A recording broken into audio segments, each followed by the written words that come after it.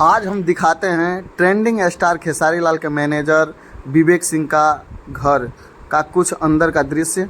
और ये देख सकते हैं बहुत ही बेहतरीन किचन बना हुआ है और जो कि भाभी के पसंद का किचन है। और ये किचन का लागत है, किचन में लागत है 8 लाख का। और ये जो देख रहे हैं आप सोफ़ा वगैरह लगा हुआ है, यहाँ पे भैया अपने दोस्तों के साथ पार्टी वगैरह करते हैं।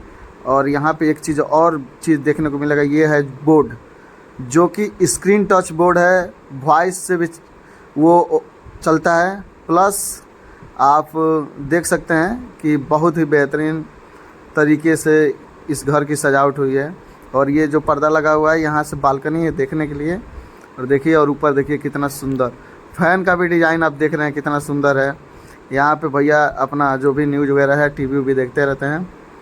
भैया के घर पे बहुत हम लोग को सम्मान मिला, गए थे हम। और ये देखिए, ये बहुत ही अजूबा, ये देख सकते हैं ओपन बियर बार, ये ओपन बियर बार है। और ये दरवाज़ा सब देख ही सकते हैं कितना सुंदर है, कितना सुंदर सजावट है। ये झूमर जो है, ये झूमर 3 महीना खोजने में लगा था भैया को।